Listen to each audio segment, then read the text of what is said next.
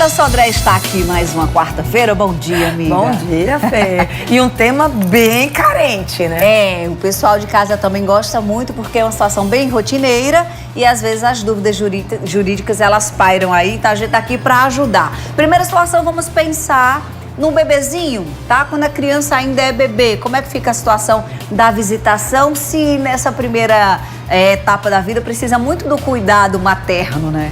Pois é, Fernanda, olha bem, para estabelecer essas visitas, se for já num processo judicial, é uma das coisas que o Ministério Público mais tem cuidado é de chamar a atenção exatamente para as necessidades da criança.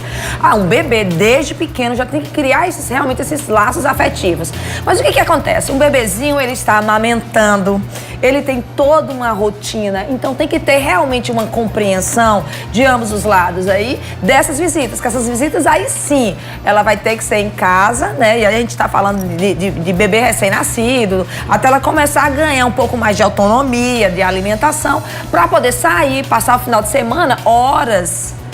Né? Não pode se imaginar, uma criança que amamenta, aí é uma questão de compreensão, não vai dar para passar mais tempo que gostaria, não pode viajar, salvo os casos das crianças que já tá com 1 ano, ou com idade que não amamenta, que toma leite que não seja do peito, né? E muitas vezes, quando tem uma babá, ou alguém que cuida, ou uma mãe, ou alguém que a acompanhe, porque a importância que tem que ser preservado realmente é essa convivência. Entendi. Como é que fica a situação em datas especiais para as crianças maiores, já que no bebê a gente já entendeu que vai depender muito, né, de como tá esse bebê. E não só você falando de bebês, Fê, você que tá com uma agora, imagina, é questão às vezes de saúde, como é que tá. Então tudo isso tem que ser levado em consideração. Não é simplesmente o direito, não, porque ele tem direito à visita e vai... Não vai levar, porque... O bem-estar da criança sempre em primeiro lugar. Exato, pronto, a frase é essa. E a questão das datas comemorativas, nós temos férias 2 vezes ao ano, nós temos Natal, nós temos Réveillon, temos dias dos pais, dias dos avós, né? São datas assim que é importante, eu acho bacana. Aniversário.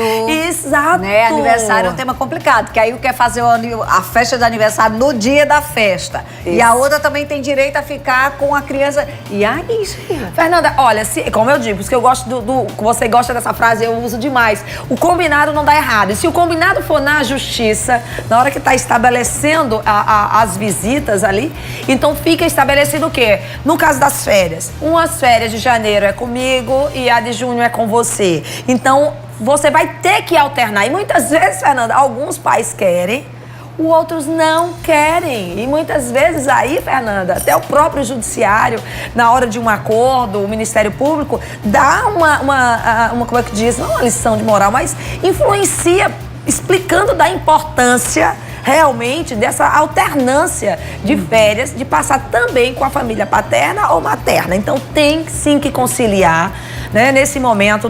Você falou data de aniversário. Olha na cabeça de uma criança fazer um aniversário bacana e não tá uma família de um lado ou do outro por conta de briga, por conta de 1001 coisa.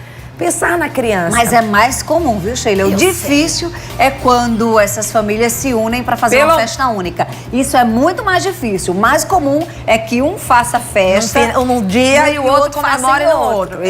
Tudo quando é decidido judicialmente, Fernanda, nessa questão da regulamentação da visita, isso tudo fica estabelecido. Entendi. Então isso é muito bom, né? Qual tempo, quais os finais de semana, se é o final de semana meu, outro é de 15 dias. Não, mas eu trabalho demais, eu trabalho fora, em outra cidade. Não, então tudo bem. Tudo isso é colocado e analisado num caso concreto, no seu caso concreto. Entendi. Então, muitas vezes, o que a vizinha acontece com o filho da vizinha... Não vai ser regra pra você. Exatamente. A criança sempre em primeiro plano, sempre a primeira necessidade. E a situação familiar também, o contexto, né? Exatamente. Sheilinha, tem outra pergunta de um telespectador. Como é que fica a questão de visitas para pais que moram em países diferentes? Por exemplo, um aqui no Brasil e outro no exterior.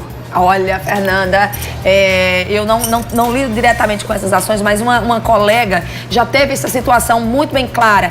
E a criança vai passar um tempo no exterior, né? Fica todo mundo com medo, vai e não volta. Mas ele vai passar sim as férias de junho com os pais, com o pai, a família do pai no exterior. Mas tudo isso regulamentado, tudo isso com autorização judicial.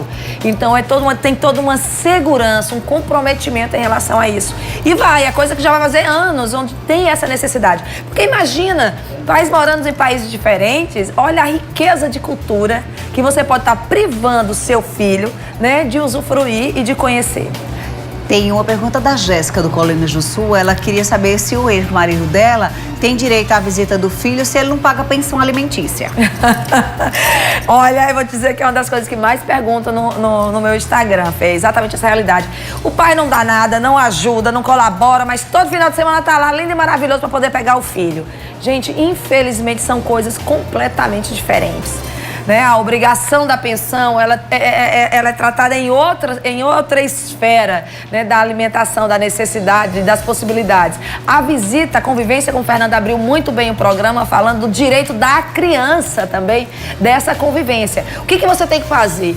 Você não pode privar a criança, não estou nem falando do pai ou da mãe, você não pode privar a criança dessa convivência familiar por conta desse atraso da pensão, por conta até dele nem pagar nunca. O que você tem que fazer você vai e leva, mas o processo ali de cobrança dos alimentos, ele tem que seguir, né? São questões paralelas. O que não pode é impedir, o que não pode é dificultar, porque senão você vai ter um processo, né? Ali você está tendo uma luta para poder conseguir a pensão alimentícia, ele pode realmente entrar com a regulamentação de visita e pode ganhar e uma coisa não ser discutida, completamente diferente, Fernanda. Já outra Jéssica, dessa que mora no bairro do Valentina de Figueiredo, aqui em João Pessoa, ela disse que veio morar aqui no ano passado e o pai da filha dela mora em Natal. Ele quer que ela vá deixar a menina no fim de semana, sim, e outro não. É o correto ela ir deixar ou ele vir buscar? A menina tem 7 anos.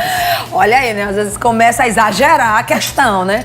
Não, ele tem sim o direito de convivência, né? É importante para o filho, né? Mas é ele sim, ainda mais a despesa da viagem, de vir, de buscar. A criança não pode viajar sozinha, tem que ir. Então, realmente, o pai tem que vir buscar, né? A mãe não pode impedir, mas também levar e pegar, só no caso de uma bebê, que você mesmo tem uma boa relação, você faz questão de ir à casa do ex-marido, leva o bebê, vai conhecer a avó, vai estar convivendo com a avó, você vai e traz. Aí é outra realidade. Mas, em tese, quem vai pegar é que tem que custear as despesas. As despesas também, Fê, do final de semana, da saída, do cinema. Vou deixar uma pergunta pra você, que é pergunta de telespectador, que ainda hoje volta aqui, viu?